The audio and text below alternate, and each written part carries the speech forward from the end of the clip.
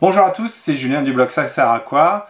Je sais pas vous, mais je trouve que sur la route, maintenant, c'est devenu de plus en plus la jungle. Peut-être je suis influencé par les vidéos que je trouve sur internet avec nos amis russes et leurs dashcams avec leurs histoires folles, mais en tout cas, ça fait quand même un moment que moi, je roule avec des dashcams dans ma voiture. Je voulais équiper la voiture de ma femme, et j'ai profité de la sortie d'un nouveau produit chez AlphaWise pour le commander chez mon partenaire Gearbest. C'est la dashcam AlphaWise MB05.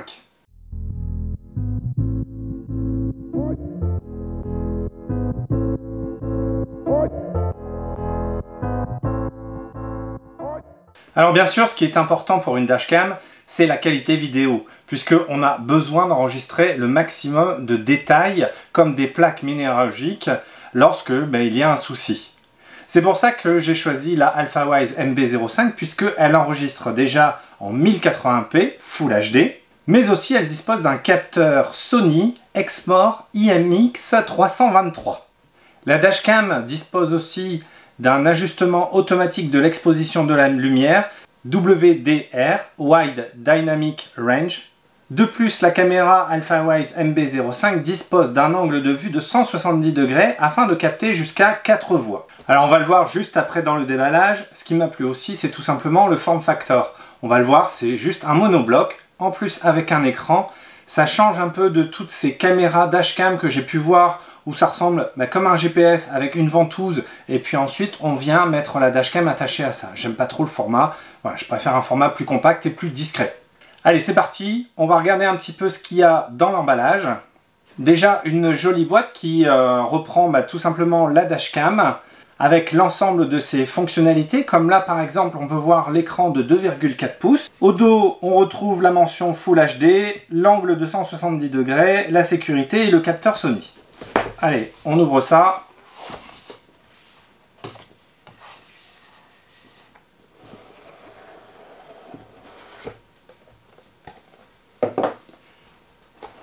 À l'intérieur, on retrouve tout de suite le manuel d'utilisation. Alors, anglais, allemand, français, italien, espagnol et japonais. Ok. Allez, à l'intérieur, la dashcam qui, elle, est emballée dans un petit sachet. On retrouve donc la dashcam avec l'objectif qui lui est orientable. On viendra coller avec la partie ici autocollante. L'écran, les boutons, les 4 boutons pour opérer. On regardera ça un petit peu plus en détail après. Donc à l'intérieur, on a un câble USB vers micro USB. Un chargeur allume-cigare vers micro USB, un autocollant supplémentaire afin de refixer la caméra si besoin.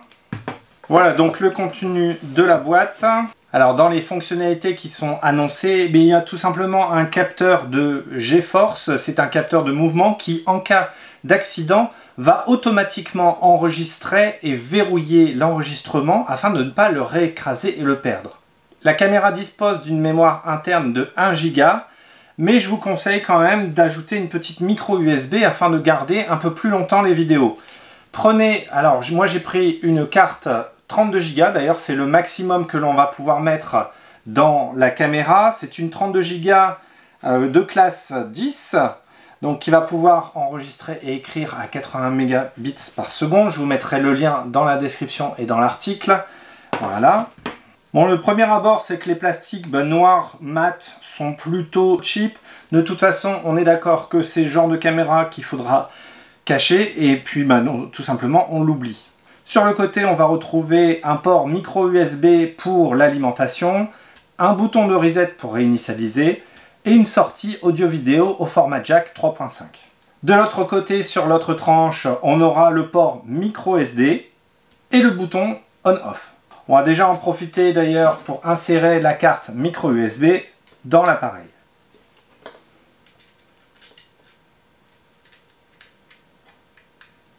Et puis on va allumer cette dashcam. Alors comme vous pouvez voir, elle n'est pas branchée et pourtant j'arrive à l'allumer.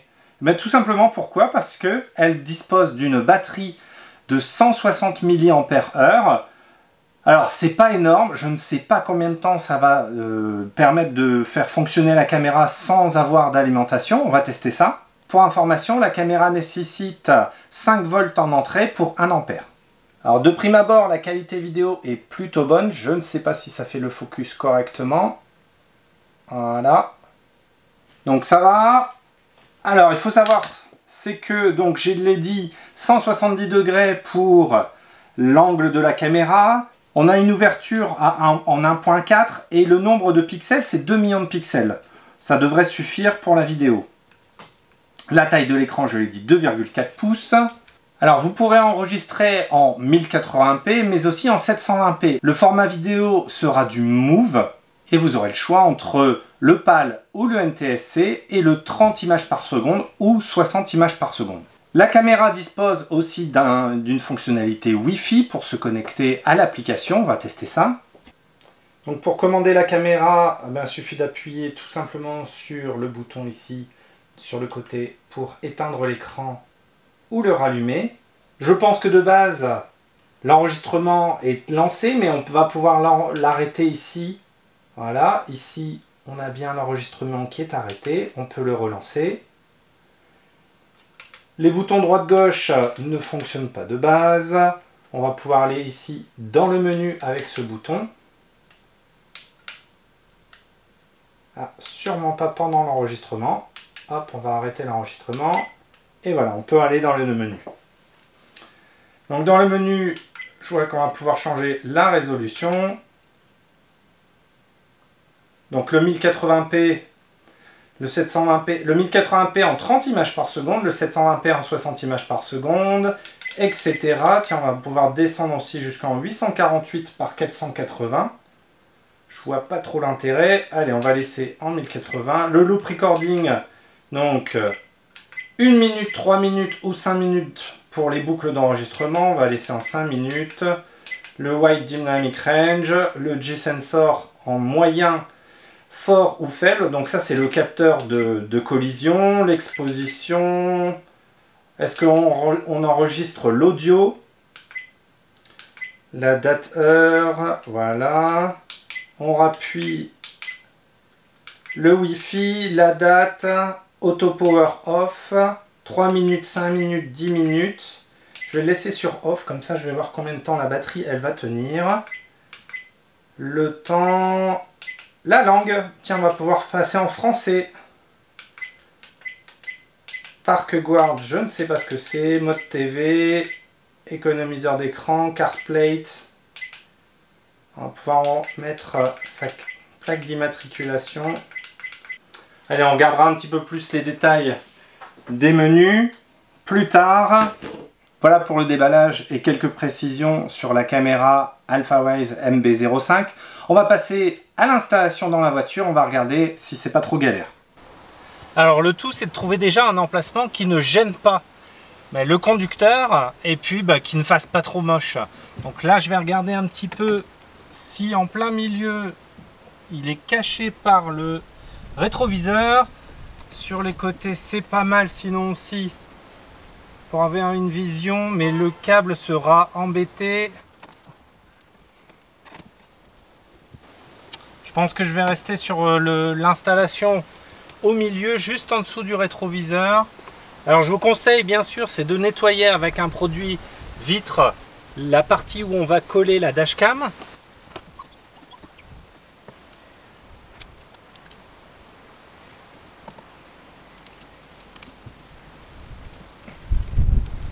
Ok, donc ça c'est collé. Maintenant il ne reste plus qu'à passer le câble jusqu'à l'allume-cigare. On va installer maintenant le câble d'alimentation et le faire passer dans toute la garniture de la voiture. Alors petite chose que j'ai remarqué, le câble qui est fourni est un câble droit. Ce qui fait que quand on va brancher le câble sur la dashcam, on va avoir un câble plutôt disgracieux qui part en angle droit. C'est pas terrible. Ils auraient pu fournir un câble coudé, ça aurait été vraiment plus sympa.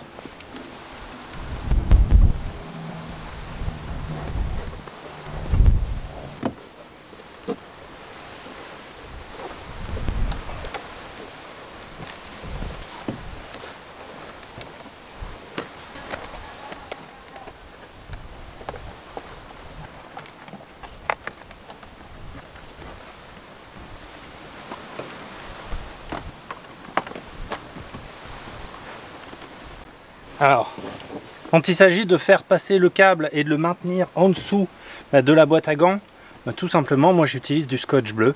C'est un scotch qui tient bien surtout à la chaleur, puisque en été, la voiture, ça va chauffer à l'intérieur. Voilà, et puis bon, c'est relativement discret, c'est en dessous de la boîte à gants.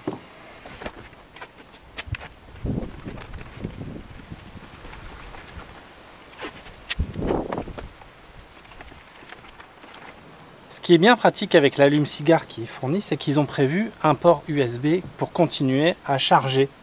Mais comme vous pouvez le voir, ma femme utilise 2 ports USB avec le chargeur Xiaomi qui marche plutôt bien d'ailleurs. Voilà, bon, elle va en perdre un. Je vais mettre à la place le chargeur de la dashcam, et comme on peut voir ici,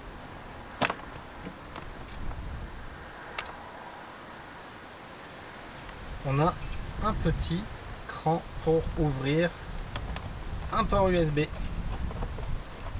Voilà, on va brancher le câble là.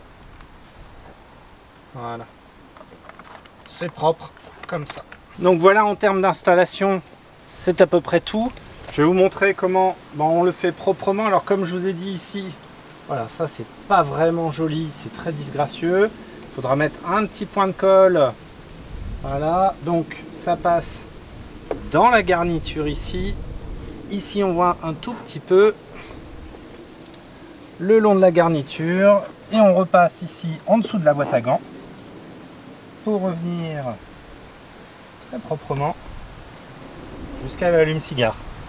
Voilà, donc l'installation est terminée. Maintenant on va procéder à l'essai.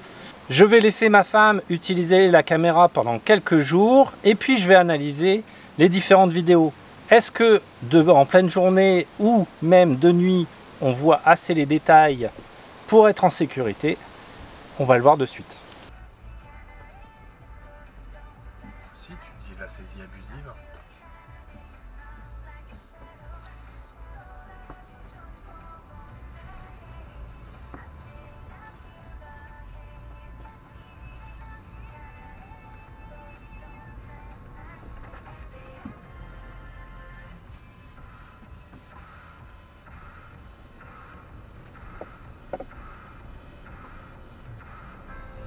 Voilà, donc ça fait maintenant quelques semaines que cette dashcam MB05 de AlphaWise est installée dans la voiture de ma femme. On a fait pas mal de trajets. Moi, j'ai regardé un petit peu les vidéos après coup. Alors, déjà, première conclusion, c'est les images de jour sont vraiment très bien détaillées. C'est vraiment une très bonne qualité vidéo. Le capteur Sony Exmor fournit vraiment cette garantie de la qualité d'image. L'angle de 70 degrés est vraiment grand. On peut voir d'ailleurs sur autoroute qu'on peut filmer largement 2, 3, voire 4 voies sans problème. Alors comme vous le verrez sur les images, on a aussi tout plein de détails vraiment. On peut lire sans aucun souci les plaques d'immatriculation. Bien sûr, il ne faut pas qu'elles soient trop loin, mais relativement proches. Il n'y a aucun problème pour voir jusqu'au détail. Le son est assez bon, lui aussi. Clairement, on peut entendre la radio ou même ma voix quand je parle. C'est important de pouvoir filmer tous les bruits environnements, tout simplement pour prouver votre bonne foi. Il se peut que vous ayez un accident, vous avez klaxonné pour prévenir, et bien au moins ce sera enregistré. Concernant la batterie qui est incluse, donc c'est une batterie de 160 mAh. N'espérez pas surveiller tout le temps votre voiture grâce à cela lorsqu'elle est en mode stationnement, puisque j'ai calculé et regardé un petit peu, il faut compter aux alentours de 15 minutes pour 160 mAh d'alimentation. Alors si vous avez une alimentation allume-cigare qui vous fournira tout le temps de l'énergie pour la dashcam, sachez qu'il y a quand même des fonctionnalités pour surveiller les mouvements devant la caméra et enregistrer certains incidents. Concernant la vidéo nocturne, donc tout aussi important que la vidéo diurne, le résultat est plutôt bon. Malgré l'absence de lumière ambiante, ça c'est possible grâce à l'ouverture en 1.4, qui est vraiment une caractéristique très importante de cette caméra. Voilà, donc la qualité est plutôt bonne, les détails sont assez moyens. Alors pourquoi je dis assez moyen? Regardez un petit peu, on ne voit pas les plaques d'immatriculation. Malheureusement, la réflexion des phares fait que on ne verra pas les plaques d'immatriculation. Alors, je vous rassure, même avec ma dashcam, qui elle est une dashcam Blackview 650 à plus de 200 €, j'ai le même problème, la vision nocturne. Hein. Donc, ça sera pas spécifique à la dashcam MB05. C'est de manière générale, les dashcams avec les plaques réfléchissantes, ça ne marche pas trop. Alors, je parlais de la fameuse jungle routière et tous les problèmes. Voyez encore, là, je roule dans un village en pleine nuit à 50 km/h et je suis doublé par une camionnette complètement folle. Voilà, donc l'autre petit défaut, je l'avais dit au début, c'est que bon, le plastique de la dashcam est un petit peu cheap. C'est pas terrible, mais encore une fois, quand elle est installée, elle est masquée, on l'oublie très facilement. Elle s'allume automatiquement dès qu'on met le contact, elle s'éteint au bout d'un certain moment. Il y a le petit bip au démarrage qui permet de bien rappeler qu'elle se met en action, ça nous rassure. Voilà, donc pour le rapport qualité-prix, il faut compter au moins de 45 € pour cette caméra. La carte mémoire que j'ai mis dans la dashcam, faut compter aux alentours de 4 €. Ce qui fait que pour moins de 50 €, vous aurez une dashcam de qualité, ce qui est plutôt raisonnable. Voilà, j'espère que vous avez aimé ce déballage, ce test et cette revue de cette dashcam AlphaWise MB05. N'oubliez pas, bien sûr, de vous abonner à la chaîne, d'activer les notifications et même de lâcher un petit pouce bleu sur cette vidéo. Cela permet de gagner en visibilité et ça, vous le savez, c'est important sur YouTube. C'était Julien du blog Ça sert à quoi? À bientôt!